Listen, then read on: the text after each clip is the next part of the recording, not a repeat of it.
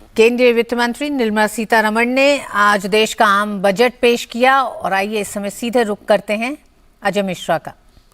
बहुत बहुत धन्यवाद मैम वक्त निकालने के लिए। प्रधानमंत्री ने बहुत तारीफ की इस बजट को। प्रधानमंत्री ने पीपल फ्रेंडली बजट बताया। उन्होंने कहा कि ये प्रोग्रेसिव बजट है। आपकी और आपकी टीम को बहुत शुभकामनाएं दी हैं। उन्होंने कहा कि मोर इंफ्रास्ट्रक्चर, मोर इन्वेस्टमेंट, मोर ग्रोथ और मोर जॉब्स।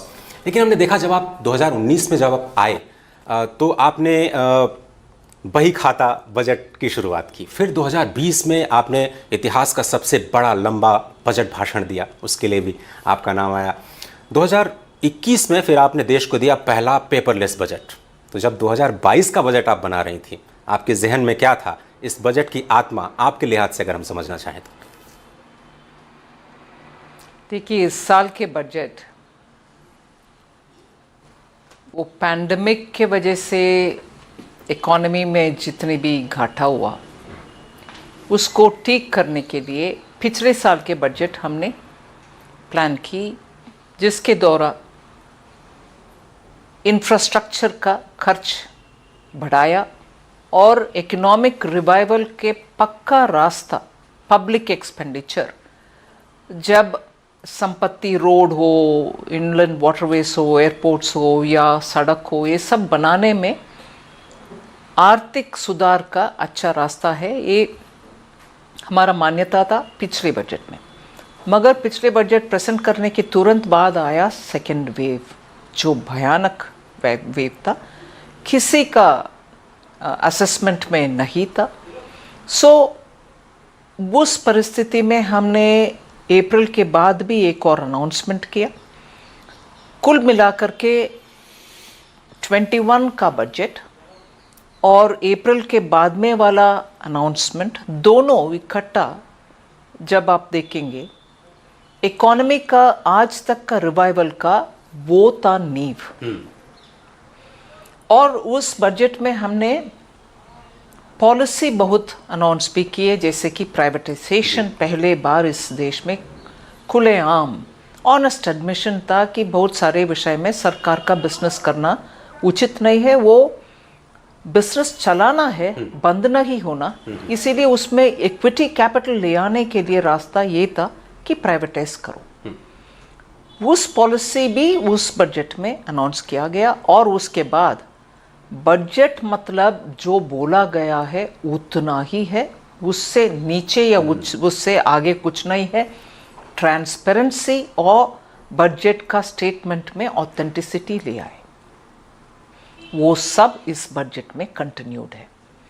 मैं जोकलरली एक बात बोली कि क्रिकेट में शुरुआत में ज़बरदस्त ओपनिंग बैट्समैन करता है रन, फिर अंत में भी क्लोजिंग में जितने छक्का मार सकते हो मारो, मगर बीच में वो स्वेट ओवर्स बोलते हैं, कंसिस्टेंसी बहुत जरूरी है। स्टेडीली खेलते रहो, कोई बदलाव, उतल पुतल और ऊपर नीचे ना करो, स्टेडी पॉलिसी रहना चाहिए।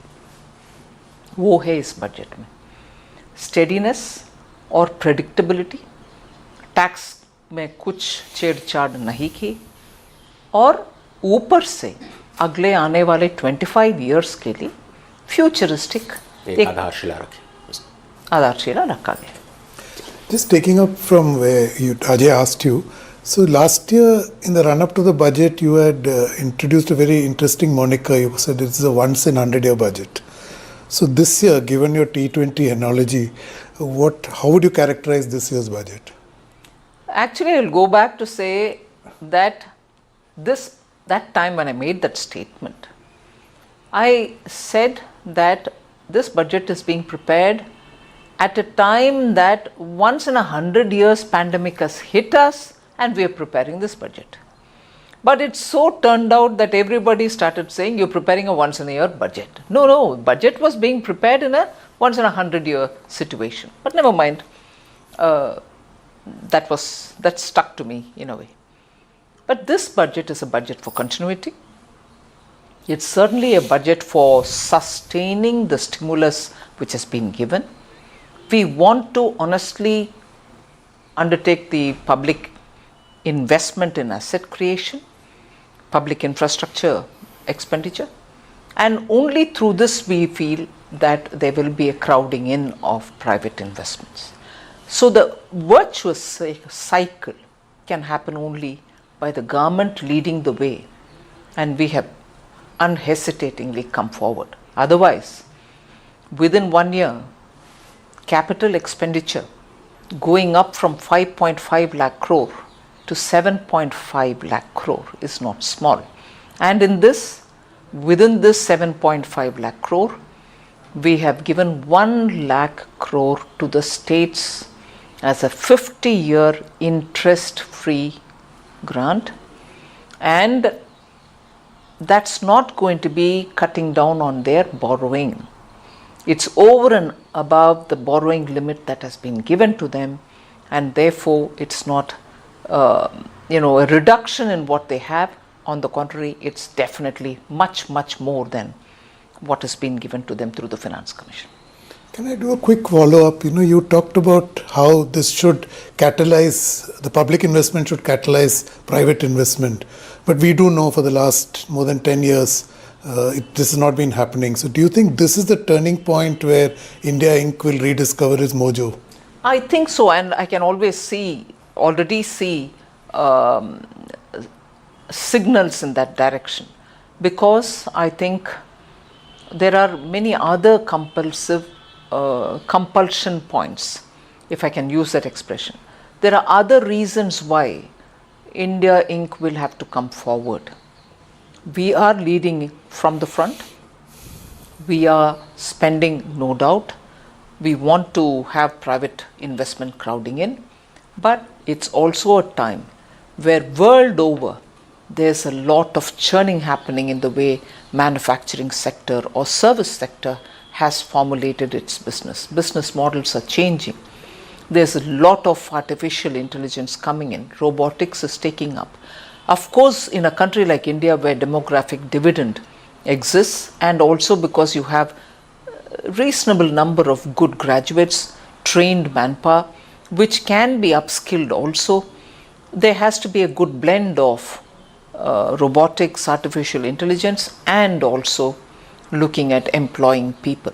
So this is the time when industry, be it in manufacturing or services, there should be a reset, and I think industry seized of it.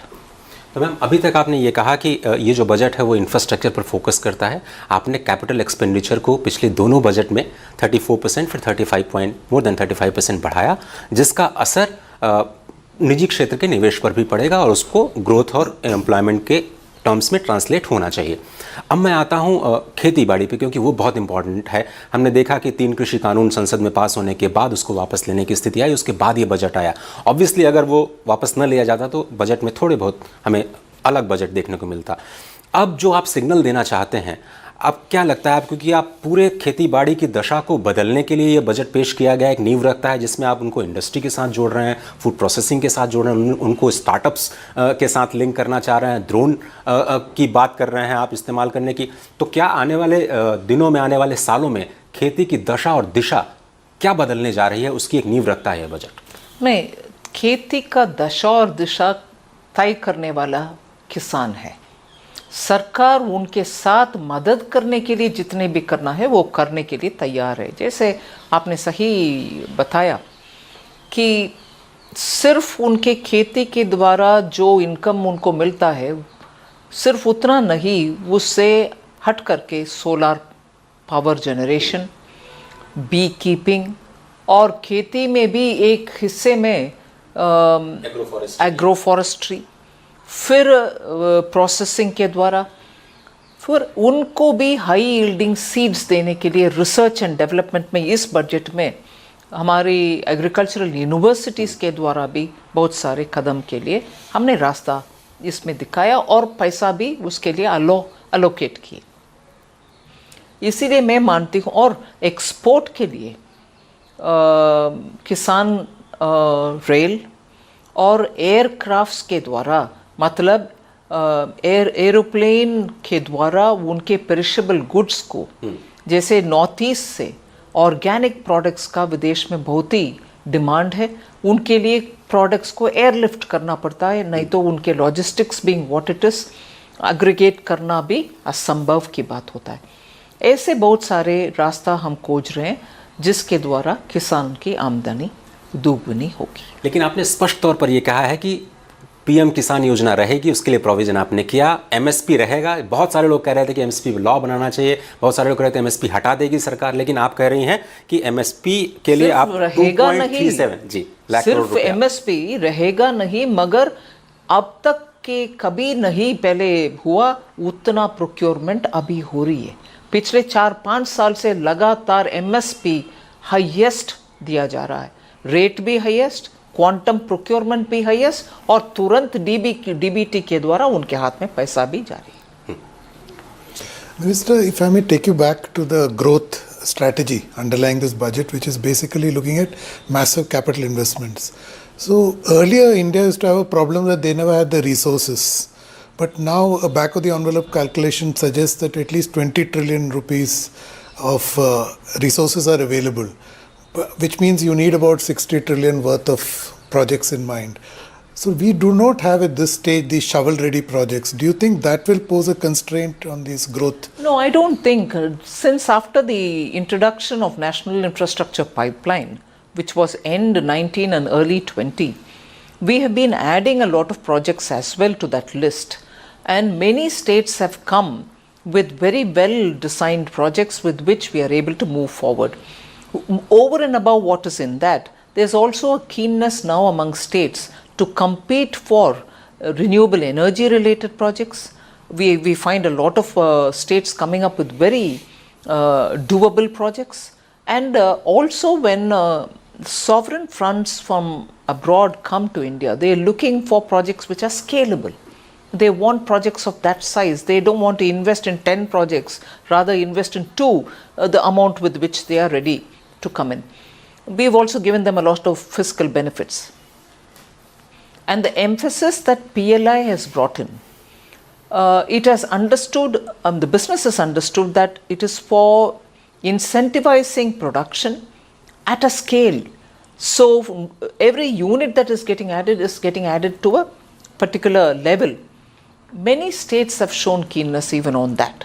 And therefore I see the approach to large projects, which has an impact, multiplier effect, impact on immediate job creation, and a very next 15-20 years keeping alive that sector. There's a lot of interest in states. And in the last 2 years, the success of PLI in the last 1 year itself will tell you that doable projects are very quickly coming in all sectors. Ma'am, अगर मैं दूसरा सवाल अपना रोजगार पर केंद्रित कर पाऊँ तो बहुत सारे लोग ये सवाल उठा रहे हैं कि क्या ये बजट रोजगार को बढ़ावा देने वाला होगा नहीं। क्या वो आप स्पेसिफिक पॉइंट्स हमें दे सकती हैं, चाहे वो एमएसएमई के जरिए हो या पीएलआई जिसका जिक्र आपने अभी किया, रोजगार को कैसे बढ़ावा मिलेगा इस बजट से जिसकी सभी लोग उम्मीद कर रहे हैं? सिर्फ पीएलआई के द्वारा हमने कंजर्वेटिव एस्टिमेट बोल रहे हैं 60 लाख का जॉब्स क्रिएट होगा। ECGLS का जब लॉन्च हुआ लोग उससे थोड़ा डाउट करते थे, उससे क्या जॉब्स प्रिजर्व होंगे। एक आउटसाइडर्स का स्टडी, गवर्नमेंट का नहीं, बाहर के स्टडी, इंडिपेंडेंट स्टडी के द्वारा वो साबित हुआ कि एमएसएमई जो इस स्कीम के द्वारा बेनिफिट हुए उनका एम्प्लॉयर्स को हटाया नहीं गए, एम्प्लॉयज़ को हटाया नहीं गए। और अभी पीएलआई एक्सपैंड भी हो रही है। इसके अलावा फूड प्रोसेसिंग और स्टार्टअप और also many of the small MSME units नया जो आ रहे हैं उन सब को भी हम प्रावधान कर चुके हैं इस बजट में। मैं मानती हूँ इन सभी रास्ताओं से एम्प्लॉयमेंट बढ़ेगी। जी Anil. Minister, if I can go back to the states part, you mentioned that states are going to be a partner. But all states are not uniform in this country. So there is a capacity issue, even if we keep the politics out of it. It's a capacity issue. So do you think in these kind of scale of projects, their lack of capacity could be a bind on the ability to ramp up these capital intensive projects and such? But they are not the only projects we are doing. Scaled up projects are certainly there because they have the economy needs them. at least in those core sectors where they're coming, the new sectors where they're coming, the sunrise industries where they're coming, we need that scale.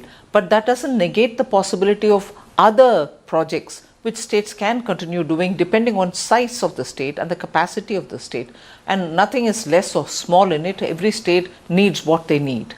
So we recognize that. Ma'am, अब अगर हम देखें budget में कुछ नई बातें भी आपने की हैं, उसमें बहुत ज़्यादा फोकस हम देख रहे हैं कि डिजिटल टेक्नोलॉजी में है। मिसाल के तौर पर आप कह रही हैं कि आप ease of doing business, ease of living के दूसरे चरण की शुरुआत करेंगी, ई पासपोर्ट की शुरुआत करेंगी, डिजिटल बैंकिंग 75 डिस्ट्रिक्ट्स में शुरू करेंगी, पोस्टल जितने भी 1.5 लाख पोस्ट ऑफिस उनको पूरा बैंक के साथ लिंक कर देंगी, PM डिवाइन आपने नॉर्थ ईस्ट के लिए कहा, national telemedicine health mission वो भी आपके डिजिटल इंफ्रास्ट्रक्चर के साथ जुड़ा हुआ है, नेशनल डिजिटल हेल्थ इकोसिस्टम आप बनाने की बात करें, पहली बार जिसको लॉन्च किया जाएगा, 1 क्लास 1 TV चैनल कोरोना के दौरान वो भी डिजिटल कनेक्टिविटी की बात करता है। ये सब मैम मेरे ख्याल से जो नींव आप रखने जा रही हैं 5G टेलीकॉम के जरिए, उसके बारे में थोड़ा सा डिटेलिंग दे कि क्या होने जा रहा है, अगले 1-2 साल डिजिटल इकॉनमी के लिए कैसे होने जा रहा है। आपको मालूम है पिछले कोरोना के समय में आम जनता के माइंड में डिजिटल के द्वारा उन्होंने बहुत सारे काम कर सकते हैं, ये जनता ने कर दिखाए। Adapting to digital payment system is one classic example. ये विदेश में डेवलप्ड इकोनॉमी जो मानते हैं हम, उनमें से भी इतना पेमेंट अडेप्टेबिलिटी टेक्नोलॉजी के द्वारा नहीं हुआ। सो जनता में वो इंटरेस्ट है, क्षमता भी है, सो उसको पूरे उपयोग करने से हम सबका फ़ायदा भी है।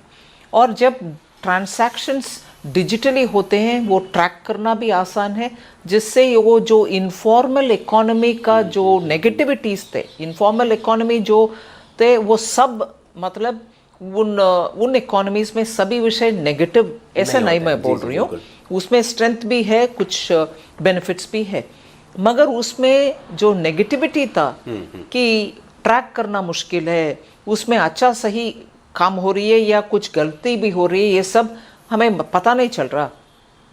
डिजिटल के द्वारा वो सब ट्रैक करना अभी आसान हो गया है।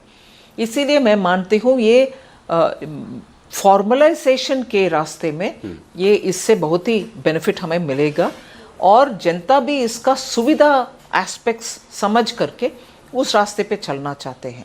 सेकंड, थर्ड, हमारे ये हार्ड कोर इंफ्रास्ट्रक्चर पहुंचने से पहले बहुत ही इलाका में ऑप्टिकल फाइबर पहुंच रही है, उसका फ़ायदा समझ रहे हैं लोग।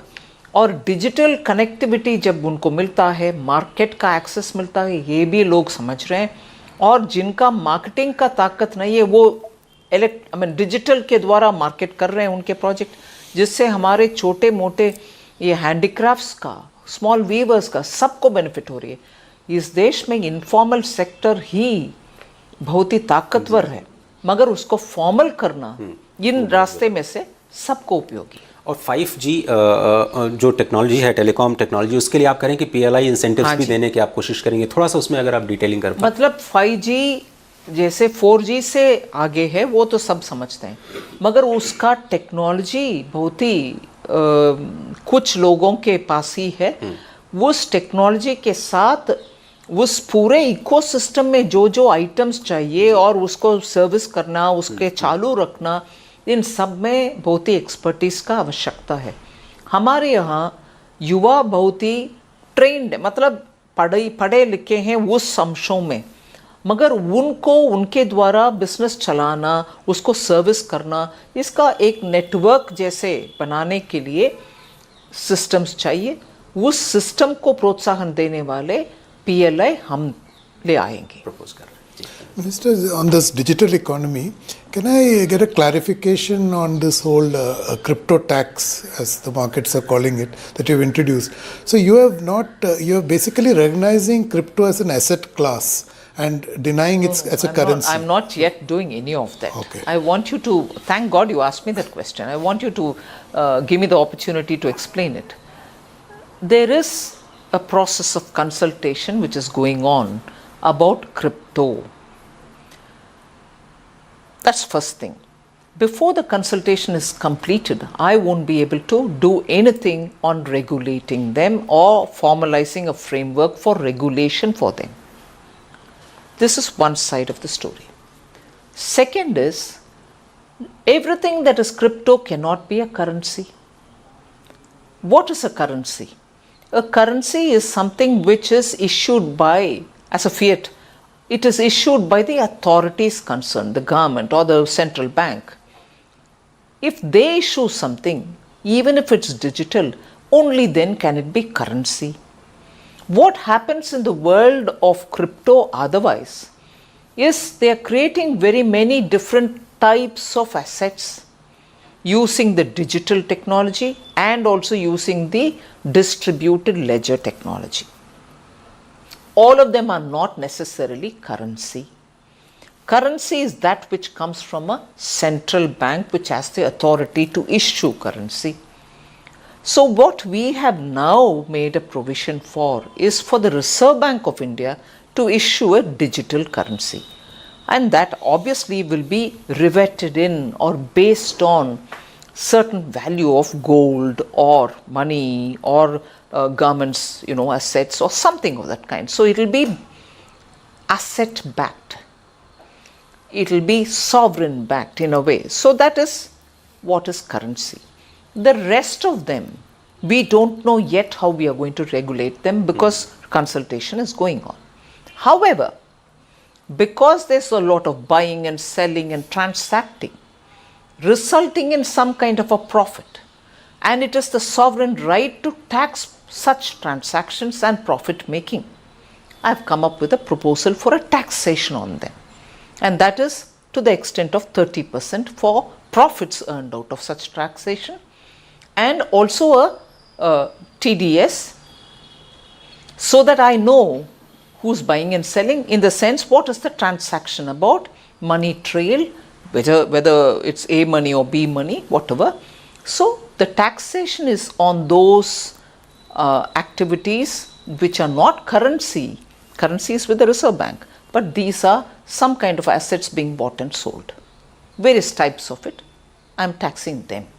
Okay, so one sec. Is there a timeline for the consultation? I mean, do we have a finite? Well, at the earliest, as soon as it comes, I will start looking at what we can do in terms of regulation. So next fiscal we can. We don't know yet. We'll let the consultation get over.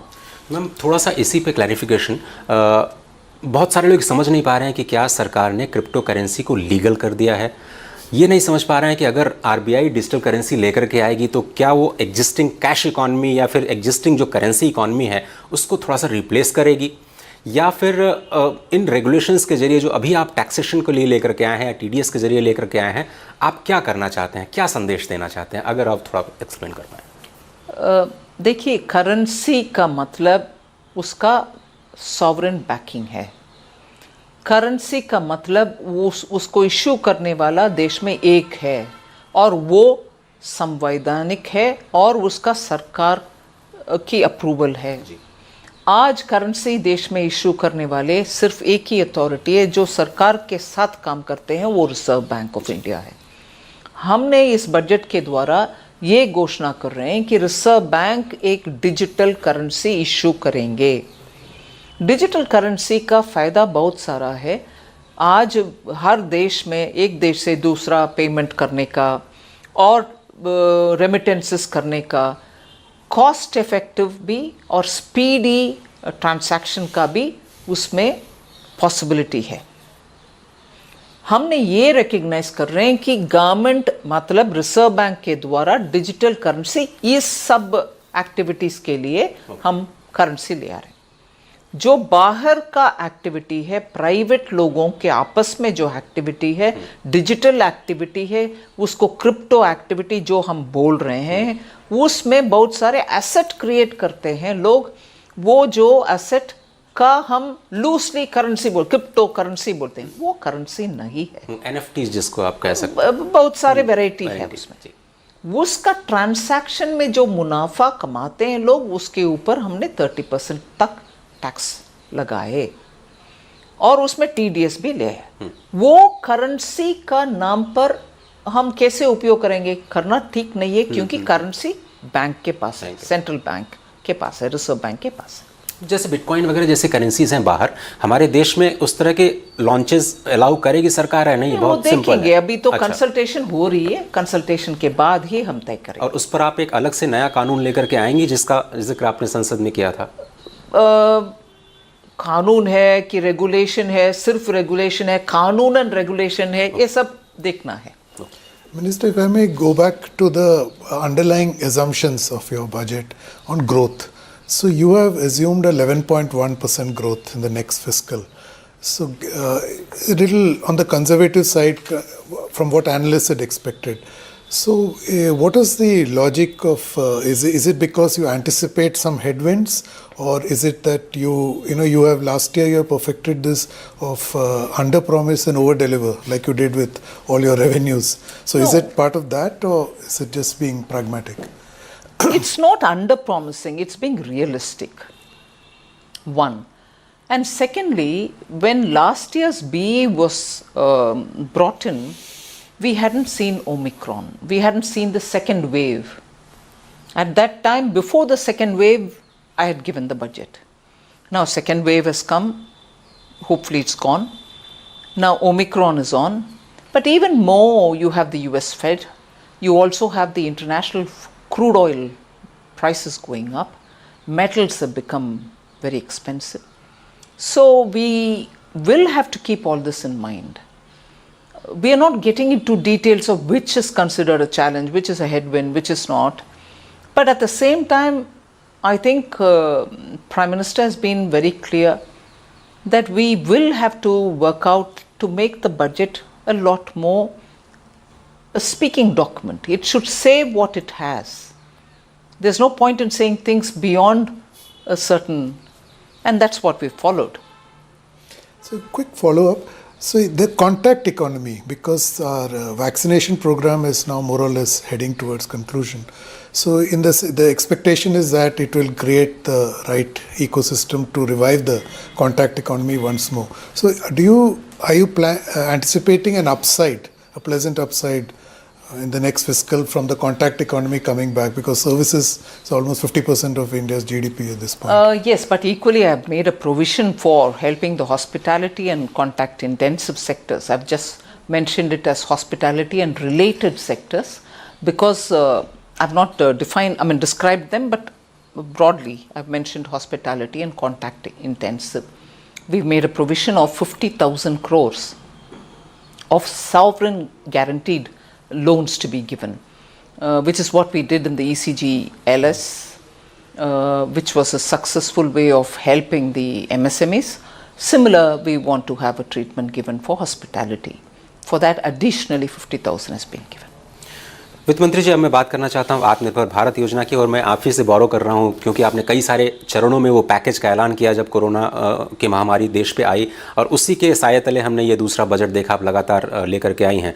आपने defence की specifically बात की कि 68% हमारा defence procurement जो make in India होगा, और customs के जो कुछ कस्टम ड्यूटी के जो प्रोविजंस हैं वो भी मेक इन इंडिया को प्रमोट करने के लिए। अगर हम आज के 5 साल डाउन द लाइन हम देखें, आत्मनिर्भर भारत का जो एक तरह से शुरुआत आपने इस देश को दी, वो कहाँ पर जाता हुआ दिखाई दे रहा है, अगर उसकी डायरेक्शन आपके जरिए हम समझ पाएं? अच्छा चल रही है और उसका डायरेक्शन पॉजिटिव है, और आगे भी उसका स्ट्रेंथन हम करते रहेंगे। 68% आपने सही कहा, डिफेंस का प्रोक्योरमेंट बजट में 68% तक भारत में जो उत्पादन होते हैं उन सभी सामानों को, सामग्री को आर्म फोर्सेस खरीदेगी। उसके अलावा ये भी हमने किया कि 65% ऑफ R&D बजट जो डिफेंस का होता है वो भी भारत देश में रिसर्च करें, DRDO के साथ करें, और इनोवेशन भी इधर ही हों। और इससे पहले हमने 200 आइटम्स को आइडेंटिफाई करके डिफेंस को ये भी कहा कि वो खरीदें, अगले 10 साल तक उसका गारंटी SMEs को दें, जिससे उनको मालूम होगा कि आज खरीद लिया मगर कल खरीदेंगे कि नहीं खरीदेंगे, वो डाउट रहना चाहिए। अगला 10 साल के लिए उनको ऑर्डर पक्का होना चाहिए। ऐसे बहुत सारे हम कदम उठा रहे हैं जिससे मुझे बिल्कुल भरोसा है कि आत्मनिर्भर भारत का संदेश जनता भी समझ रहे हैं और उस रास्ते पर जल्दी बहुत सारे उस गाड़ी पर चढ़ रहे हैं आगे बढ़ाने के लिए। तो जो सोलर में आपने प्रोविज़न किया या फिर PLIs के जरिए जो अलग अलग सेक्टर्स हैं उस पर आप फोकस कर रहे हैं, आपको लगता है कि हम जल्दी ही, जैसे सेमीकंडक्टर चिप की बड़ी समस्या आई है इसी दौरान हमने देखी, मगर हम सेमीकंडक्टर्स को भी PLI के द्वारा हेल्प कर रहे हैं। बिल्कुल ठीक।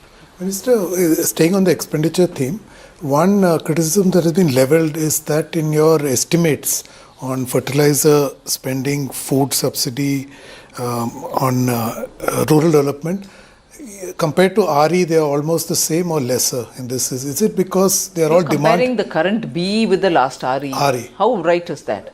BE is compared with the no. BE. You don't compare BE with RE. Okay, no, my question was that is it your budgeting low because it's a demand linked? That's right. When programs are demand driven, we give it as and when we get the data. So if at the moment you see that this amount will take care of the immediate couple of months, we give it, and there's always a supplementary demand in the monsoon session or in the winter session through which we can always bring in additional resources which is required. Many of these programs, because they are demand driven, you really cannot estimate what will happen after 3 months or after 4 months, and there's no point in putting it up front and waiting for people to drive the program. As and when demand arises, we'll keep filling it. So quick follow-up that your economic survey yesterday talked about agile fiscal planning. So given that and given the uncertainties which you have mentioned, so can we expect that a similar kind of agile, I mean, if the circumstances require, you would go back to coming with these mini budgets? Absolutely, absolutely. We'll keep ourselves very close to the ground and understand what's happening and keep responding accordingly. वित्त मंत्री जी, अब थोड़ा सा growth पे वापस आते हैं। बहुत सारे एजेंसीज का प्रोजेक्शन यह है कि भारत दुनिया की सबसे तेज़ रफ्तार अर्थव्यवस्था इस वक्त है, अगले 3 सालों तक बने रहने की उसमें क्षमता है। जो आपने ये कहा कि ये जो आधारशिला हमने 25 सालों की रखी है उसमें PM गति शक्ति एक बहुत बड़ा फैक्टर है। आपने बताया कि जो 7 उसके पिलर्स हैं जिसको साथ लेकर के जाएंगे, नेशनल इंफ्रास्ट्रक्चर पाइपलाइन को आपने उसमें सबमर्ज कर दिया है। ये जो पोटेंशियल है सबसे तेज़ रफ्तार अर्थव्यवस्था बने, कौन से सनराइज सेक्टर्स और कौन से फैक्टर्स हैं जो इसको फ्यूल करने जा रहे हैं, जिस पर सरकार का ध्यान अगले 2 से 3 सालों में रहने वाला है? ये सातों के साथ आगे चलेंगे, क्योंकि ऑप्टिमम यूटिलाइजेशन ऑफ रिसोर्सेस अगर उसके लिए हम काम करना है और उसमें सेंस है, नहीं तो ये एक रोड आपने अच्छा बना दिया मगर अगल बगल में कोई इंडस्ट्रियल यूनिट नहीं है, कोई रेसिडेंशियल यूनिट नहीं है, पॉइंट टू पॉइंट आप सोच रही हो। इसके बदले अगर उस रास्ता को हम ऐसे प्लान करें जिससे इंडस्ट्रियल यूनिट्स और इंडस्ट्रियल ब्लॉक्स, पूरा बैकवर्ड लिंकेज फॉरवर्ड लिंकेज दोनों ही हो जी, वो सड़क से हमें दोनों बेनिफिट मिलना चाहिए। और एक पोर्ट से उसका लिंक अगर है तो landlocked regions like Jharkhand, Chhattisgarh, उनको बेनिफिट मिलेगा। और ये मान लीजिए किसी का इच्छा है कि इधर मेरे कॉन्स्टिट्यूएंसी में एयरपोर्ट बना दो, खर्च उठा करके एयरपोर्ट बनाते हैं, मगर उससे फ़ायदा किसी को नहीं है और उसका आसपास में इंडस्ट्री नहीं है। इंडस्ट्री, एयरपोर्ट आ गया इसीलिए इंडस्ट्री को हम ले नहीं सकते, क्योंकि इंडस्ट्री का रॉ मटेरियल से कनेक्शन है और सेल का पोर्ट से कनेक्शन है। इसीलिए एयरपोर्ट भी ऐसे जगह पर बनाना जिससे तुरंत मैन्युफैक्चरिंग हो, सर्विसेज हो, उन सबको बेनिफिट मिले। सो एक कॉम्प्रिहेंसिव होलिस्टिक सभी दृष्टिकोण से सोच करके डेवलपमेंट बनाना ही PM गति शक्ति का एसेंशियल मैसेज। मैडम अगर आप अलाउ करें तो लास्ट क्वेश्चन, एक क्वेश्चन हम लोग जी। I actually wanted to ask you on a issue which is a very important cohort in India which you alluded to in your speech, the middle class. So they have also been hurting for the last 2 years. So the anticipation among the middle class is always linked to some tax break. So I heard you said I did not raise taxes for the last 2 years. So what is your message for the middle class which has also suffered in this horrible I pandemic? fully recognize every section of the society has suffered. Middle class has definitely suffered. But when we talk about middle class, I understand, you understand, all of us understand, and each of us also perceive that there is an element of middle class in us also, and therefore we understand the element of suffering. But yet we also belong to some other group. For instance, if you or your brother or your son would start a startup and he gets benefits, isn't that middle class? If his children are going abroad and if I give them all the facility to transfer money for their education abroad and give them also a passport which is going to be futuristic and ensure that when they come back they can have a skilling program, and I also make sure that high class universities are set up in India, isn't that not addressing the middle class? And similarly, would we want to think that the farmers are not middle class? Would they not get benefits? Will we think that an MSME running person is not middle class? So middle class is a large spectrum which has that middle income being the common factor, but are spread across board. In one or the other way, the government is dealing with them. Affordable housing, is that not for middle class? Ma'am हम इस कार्यक्रम के अंतिम सवाल पर हम आते हैं। ये हमने देखा कि one nation one tax, GST की आपने बात की, और हम लोग ऑलमोस्ट प्री कोविड लेवल पे आ चुके हैं अगर हम ग्रोथ की बात करें। इकोनॉमिक सर्वे भी ये कहता है, आपने भी ये पॉइंट आउट किया। उसके बाद आपने अनाउंस किया one class one TV channel, one station one product railway stations के लिए, one nation one registration software. तो ये जो पूरा एक देश और एक सिस्टम के साथ जोड़ने की बात, राज्यों को साथ लेकर के चलने की बात, बड़ी मैसेजिंग क्या है इस बजट के जरिए? इसमें एक भी ऐसे राज्य ना होना है जिसमें ऐसे बेनिफिट्स नहीं पहुंचता। अगर एक डेवलप्ड स्टेट के पास ऑप्टिकल फाइबर है, गुड हॉस्पिटल्स है, स्कूल्स है, और उधर कुछ रजिस्ट्रेशन के लिए फैसिलिटी है, उनके पास अधिकार का एक कार्ड है, क्यों अंडर डेवलप्ड एरियाज में, उसी राज्य में कहीं और अंडर डेवलप्ड पॉकेट्स है, उसमें भी जैसे शहर में होता है वैसे उनका बेनिफिट भी होना चाहिए। इसीलिए हर पाई में हम देख रहे हैं कि कोई भी छूट ना जाए, सबको बेनिफिट मिलना चाहिए। सरकार की पॉलिसी इतना बारीकी से सोच कर करना चाहिए जिससे कोई भी रह ना जाए। और इसीलिए आप एस्पिरेशनल ब्लॉक्स पे फोकस कर रहे हैं, नॉर्थ ईस्ट पे फोकस कर रहे हैं। 112 एस्पिरेशन डिस्ट्रिक्ट में पिछले 3 साल में, क्योंकि प्रधानमंत्री जी महीने में एक बार प्रगति प्रोग्राम के द्वारा उनसे डायरेक्टली बात करते हैं। आज उन सभी 112 में अच्छा प्रोग्रेस हो रही है, फिर भी उनमें एक आध ब्लॉक में थोड़ा कमी है, उसका हम फोकस कर रहे हैं।